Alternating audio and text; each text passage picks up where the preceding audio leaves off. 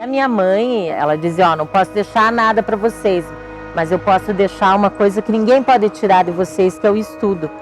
Então o sonho dela é que todos os filhos dela fizessem uma faculdade.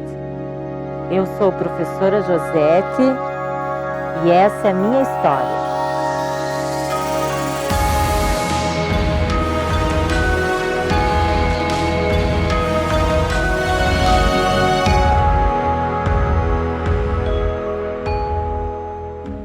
A gente tem uma lembrança muito positiva, muito boa da infância. Meu pai era alfaiate, minha mãe professora das séries iniciais, né, o antigo primário, foi professora da rede estadual, enfim. Eles eram do interior, final da década de 50 vieram aqui para Curitiba. Na sequência, minha mãe queria muito ter uma menina, ela só tinha meu irmão e acabou que ficou grávida de gêmeas, porque ela fez um tratamento, enfim.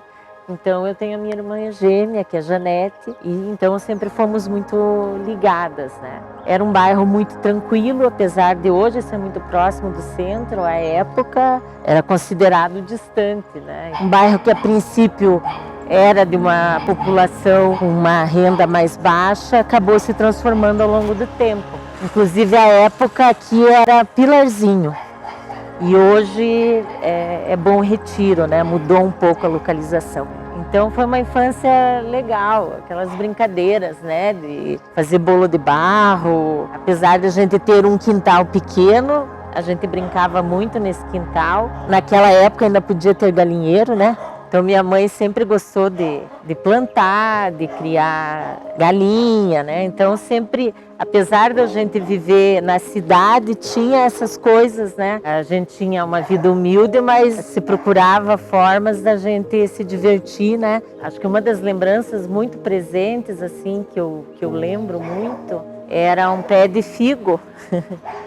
E era um figo muito saboroso, mas o meu irmão tirava aqueles figos grandes, bonitos assim, e abria com a mão mesmo e dava para mim e para minha irmã comer. Então, eu não sei, tem um sabor assim que é muito especial daquele tempo, né? São lembranças assim que a gente sempre leva, de momentos que são singelos e simples, mas que trouxeram felicidade para a gente, né? Então, a minha mãe teve uma vida difícil também, né? A minha avó era analfabeta, mas ela queria muito que os filhos estudassem.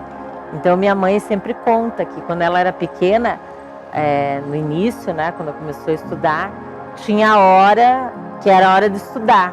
Então, a minha avó sentava, ia costurar, fazer um crochê, algo assim, e eles tinham que sentar à mesa e fazer as tarefas. Ela não podia ajudar, não podia ensinar, mas era um momento que eles tinham que estudar, né? E aí a minha mãe perdeu minha avó muito cedo e aos 17 anos ela tinha concluído na época o que era o ensino fundamental, mas tinha uma formação inicial assim de magistério, né? E aí ela começou a dar aula naquelas escolas multisseriadas no interior e ela sempre teve vontade de fazer o magistério, que na época era o normal, né, que chamava. E ela conseguiu fazer isso depois de casada, com o meu irmão pequeno. Então, o meu irmão era pequenininho. Imagine, se hoje as pessoas não têm acesso, muitos, à educação infantil, imagine naquela época. E ela sempre quis muito que a gente estudasse. Ela dizia, ó, não posso deixar nada para vocês, mas eu posso deixar uma coisa que ninguém pode tirar de vocês, que é o estudo.